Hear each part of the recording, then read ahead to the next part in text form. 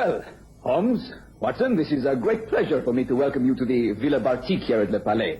I hope your stay on the island will be both comfortable and interesting. May you have a wonderful holiday, my friends. Thank you, Andre. Your very good health, and many thanks, Monsieur Lilliana. Oh, Andre, please, I'm only too proud that the Belle Ile has... Monsieur, help. The yacht, the Grey Goose. The captain sent me. The owner, Henry Buckley, he is sitting at the desk in his cabin, and he is dead.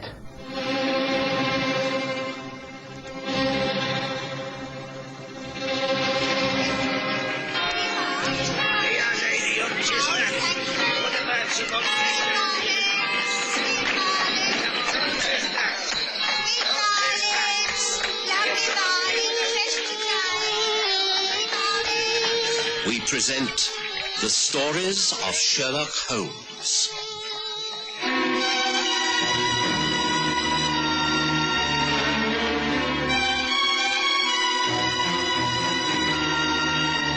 The Grey Goose.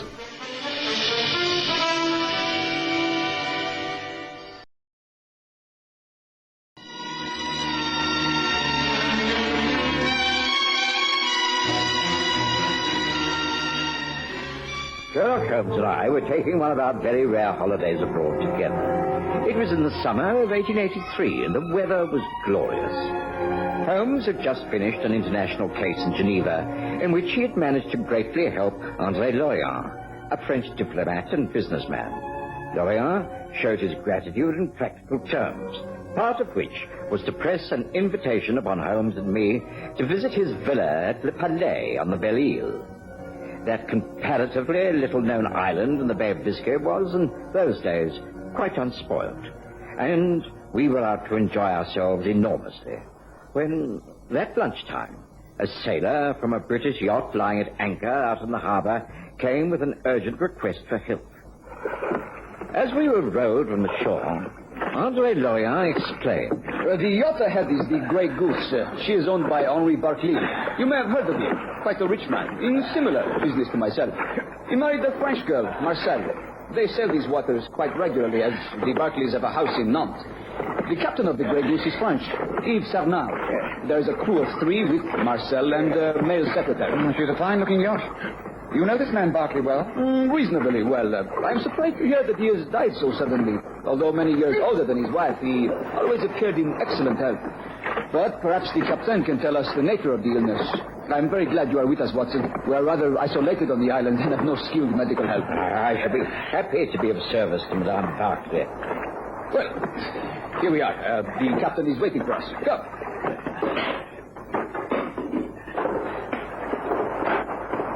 Yeah, monsieur, I help you. After you, Holmes.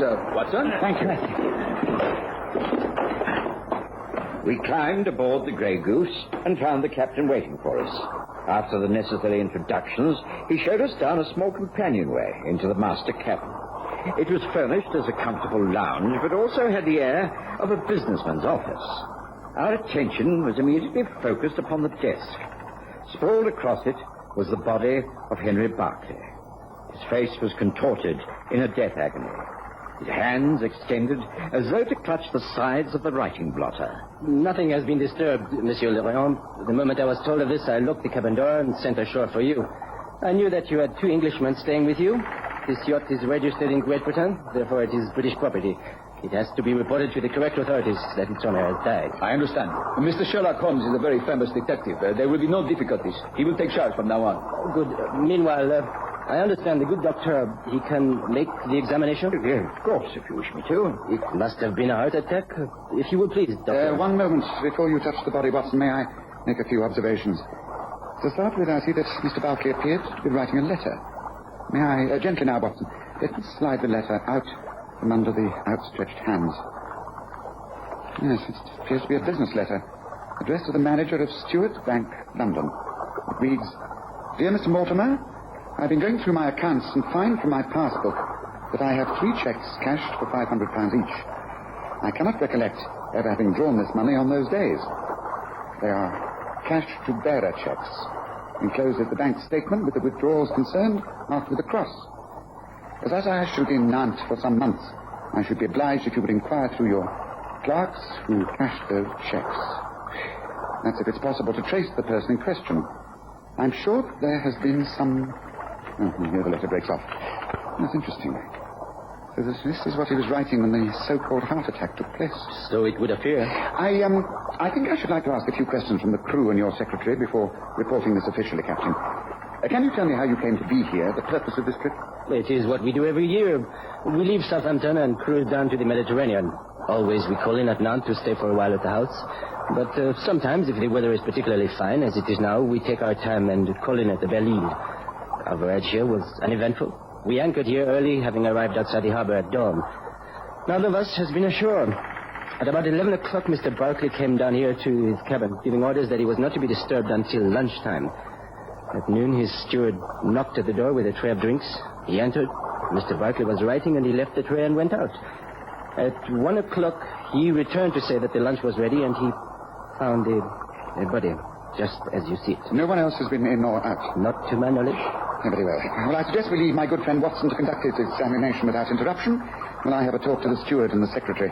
Will that be convenient? Oui, of course.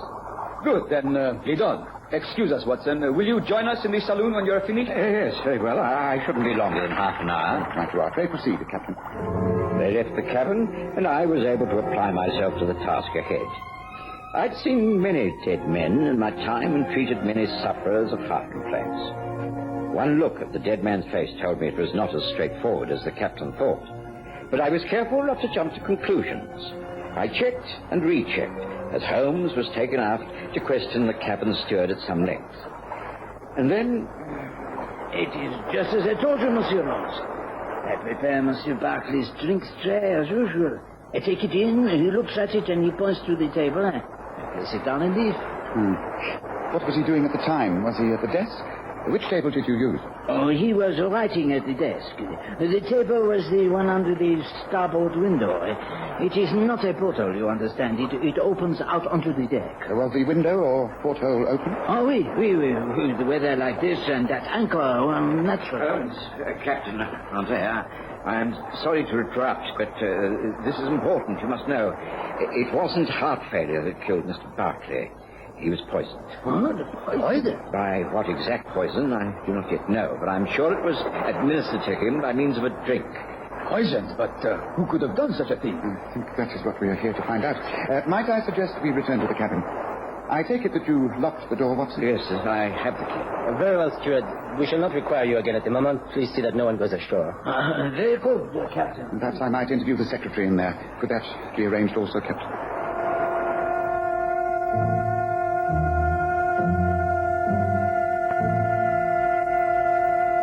We returned to the cabin, and as we reached it, a tall, slender figure came striding down the companionway.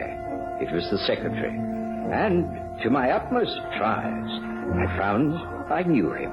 Well, David Dayton, surely James Dayton's son. Good heavens, Dr. Watson. My father's old friend. Gracious me, what are you doing here, sir? Well, Sherlock Holmes and I are staying with Monsieur Lilliana on the island, and we were sent for in connection with Mr. Barclay's death. You his secretary? Yes, that's right.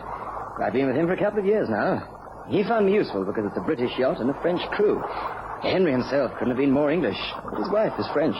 And as my mother was French, and I speak both languages equally well, I fit in rather well. Or rather, I did until this happened. It wasn't luck. A heart attack is the last thing I thought would have happened. It wasn't a heart attack, David. He was poisoned. You can't mean that. Poisoned? No. Has anyone told Mrs. Barclay? No, we have only just found out ourselves. I need confirmation. There should be a post-mortem, but I'm prepared to stake my reputation that it was poison. The steward knows, and therefore I think it's fair to assume that the rest of the crew know. Might I suggest that you're the best person to break this news to Mrs. Barclay, Captain? Perhaps you'd be good enough to do so straight away. And would you care to come inside, Mr. Dayton? I should like to ask you a few questions. Yes, of course.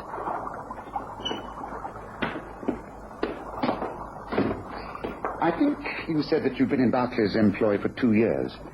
You must know his affairs extremely well. Who has charge of all his private papers, money, things like that? They're kept in that safe. It's hidden behind the picture on the wall over there. Look, I'll show you. Here. Now, there, the safe has a special lock. I have a key, and there's one on his watch chain. It's a special lock. Difficult to open unless you know how.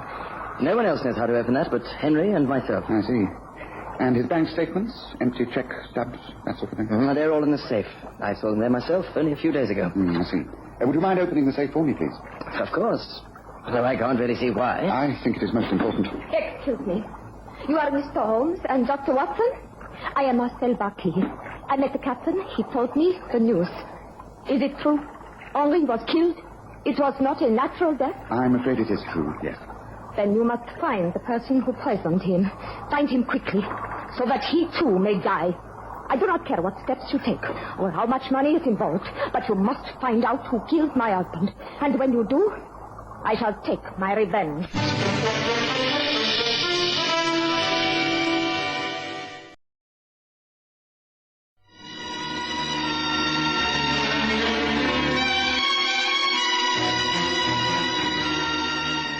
Madame Barclay was very clearly a Frenchwoman. She was extremely beautiful, dark hair and blue eyes that looked straight at you quite fearlessly. She seemed more angry than distressed by the news of her husband's death. She informed Holmes that she'd be in her cabin if he needed to speak to her, and then, with a long, inscrutable look at the body of her dead husband, she turned on her heel and left us.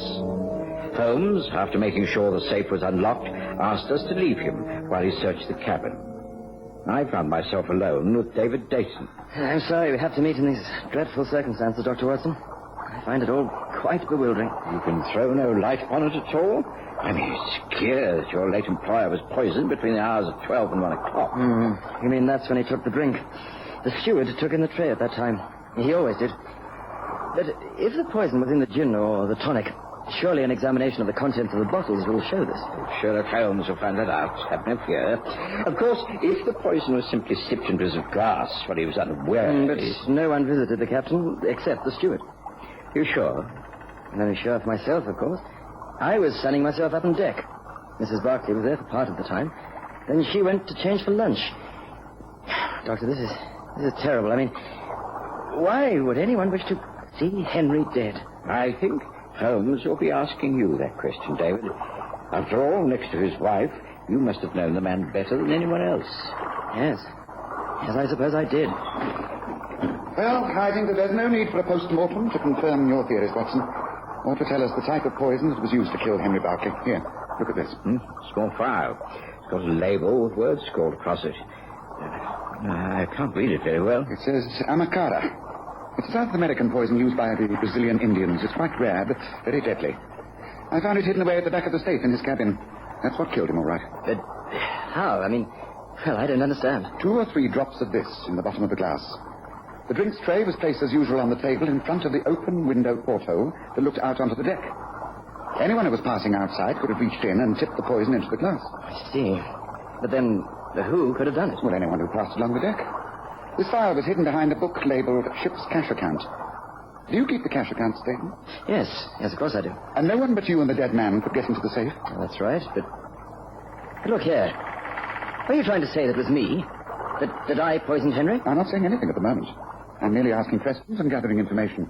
From that information, I shall sift the data, and then I shall be able to make statements. Tell me, are you aware of the contents of this letter? Well, what is it? Well, it must have been the last thing your employer ever wrote. It's to his bank back in England, querying certain cash checks. Also in the safe was this balance sheet from the bank, which has the items marked in red ink. 3 checks of £500 each. The letter says that Barclay doesn't remember authorizing those withdrawals or signing those checks. Well, let me see that. But I withdrew these cash amounts. You admit it? Of course I do. I was asked to make them. Henry asked me to do so. I made the withdrawals and took the cash and gave it to him straight away. What did he do with the money? How do I know? He must have had a reason for wanting the cash. I suppose he spent it. But if that is so, why write the letter? 3 lots of £500. And he can't recall cashing those amounts, so it doesn't make sense. Look, none of this makes sense. The way things are looking at the moment, it all points to me, doesn't it? The file hidden away, the bank book, the missing money, and I cashed it. But I didn't do these things. You've got to believe me, Mr. Holmes. I didn't do it. What motive could I have had? I don't know. One final question, Dayton. What are your feelings for Marcel Barclay? Are they strictly platonic or of a somewhat romantic nature? They are strictly those of a servant and his employer's wife. There is nothing at all between us. And if you think that is a motive for me becoming mixed up in murder, Then you're very mistaken. Now, please, may I go now? David Dayton moved away. I stared at Holmes. I simply could not believe that the young man who was the son of my old friend James Dayton could be a murderer. Holmes gestured to me to follow him, and we both made our way up onto the deck. And there, leaning against the rail, we looked out across the water to the vastness of the Bay of Biscay. Holmes was silent. Eventually, I could bear it no longer. Holmes, this is impossible. Great heavens, I know Dayton's family. They're decent, civilized people, good citizens. There's never been the slightest scandal in their family. I simply can't believe that David is involved in all this. Oh, he's involved, all right, Watson. That's clear enough. But you don't think he killed Barclay, do you? I mean, why? What's the motive? Well, it could be money. We know that £1,500 is suspected of being stolen. Yes, but David explained all that. He said it was at Barclay's request. He hasn't got the money. Well, there's no proof of that, Watson. When a man is arrested and stands trial, he has to produce facts. Holmes, it sounds as though you've already made up your mind that he's guilty. Oh, certainly not, Watson. Quite the reverse. I'm sure he is innocent. What? Why? I mean, you've been talking of facts. The facts are all against him. You've made them all fit in. On the contrary, Watson, there are a few simple facts that do not fit in at all. To start with, the poison. It's a very rare Brazilian poison, not much known in Europe. Now, according to the log, this yacht last visited Brazilian waters 4 years ago, just after Barclay married Marcel. Dayton was not with them at the time. I don't see how that file could have come into his possession. And another fact is, of course, why was the file hidden in the safe behind the cash book? If Dayton had used the poison, surely he would have thrown the file overboard, broken it, destroyed the evidence. Yes, well, that is, unless there was more poison in the file if he wished to use it again. You saw the file. It was empty. And, of course, there is the timing. The poison was put into the dead man's glass, and yet, after using it, someone put it back into the safe. That's quite impossible. No, Watson. There's been an extremely complicated plot to kill Barclay and place the guilt on Dayton. And that bears investigation. Holmes, I'm literally and figuratively all at sea. What's it all about? What happens now? I have a short talk to Madame Barclay, and then we leave for the island. Don't worry, Watson. Your young friend will not hang for a crime he did not commit. Excuse me, I shall be but a few minutes.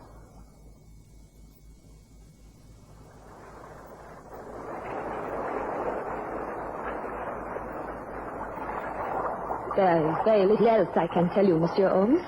I cannot throw any light upon the matter that you have raised. I know no reason for my husband being killed. I know no one would wish to kill him or benefit from his death. I am sorry I cannot help you. Please, will you excuse me now? I am still very upset. Of course, I understand. One final question. Your own relationship with David Dayton? You were friendly, that is all?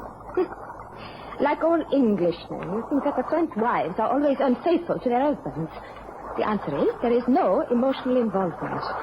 David did at one time show some interest in me. I quietly told him that I was in love with my husband, and that was that. I even told Henri about it. We laughed together. That is all. There was no trouble, no intrigue. Thank you, madame. That will be all. Shortly after that, Holmes made arrangements to leave the Grey Goose. The body of Henry Barclay had been removed by dinghy to the island, and we were then rowed ashore. There followed a very busy and tedious afternoon and evening. It wasn't until after dusk that Holmes made a sudden announcement. Watson, are you prepared to put an end to this case? But, of course, Holmes. What do you intend doing? Returning to the Grey Goose under cover of darkness. You have a boat. Will you row us over to the yacht straight away? Yes, of course. Of course I will. Come then. We must be very secretive. No noise, not at any time. Dress with black clothing and wear your softest shoes. Quickly and quietly. That is our motto for this evening. Come. André Lilliana was just as bemused as I was, but we obeyed all instructions. And with muffled oars, André rowed us back across the stretch of water to the yacht. Climbing aboard was not easy, but we managed it without arousing the crew. And then... Careful, Watson. This way, I think. There are lanterns glowing in the main cabin. Careful. The porthole window is open. Careful, listen. Yes, you allow Holmes and the police to draw the obvious conclusions. I will remain silent about what I know, unless you agree to stay with me, now that he is gone. But you agreed. Our love affair is over. Finished. No. Oh, don't you see, my darling? This is the most wonderful opportunity. Stay with me. We will marry. You will be the master of this yacht. I will share everything with you. We will be together for always. No, master. This is all your doing, wasn't it? All yours. What? No, of course not. You cannot think that. I would never have killed Henri. Then I don't understand. David, you were his secretary. You knew there were financial difficulties, but even you didn't know the extent of his failure and his disappointment. And, of course, he knew about us. That is why he did it. He did it? Of course. He knew he'd lost me. He couldn't go on without me and his security. He took his own life. The poison. He hid the file. Questioned the cash that he asked you to collect. Made it look like murder. And the murder you committed. Oh, yes. But you can prove this? Oh, yes. And I promise I will speak. But only if you promise to stay with me and marry me. Well, David, what do you say? Don't say anything, Dayton. We have heard all we need to know. I think you will have to tell the truth without any conditions now. Don't you, madame? And so, with Andre and myself as witnesses, Marcel Barclay broke down and told the whole story. David Dayton was completely cleared of all suspicions. The police from the mainland were called in, and the truth, but only the truth of the suicide, was explained to them.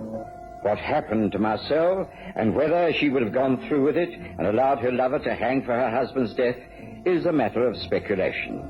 But, as Holmes said, it is impossible to buy love and affection, Watson. Even more impossible to buy loyalty. Oh, thank goodness it has ended as it has. If those two had stayed together, it would have ended in an even greater tragedy. How glad I am that such things do not enter into my life of detection. Well, let us forget the most unsavory case, Watson, and enjoy the rest of the holiday, shall we?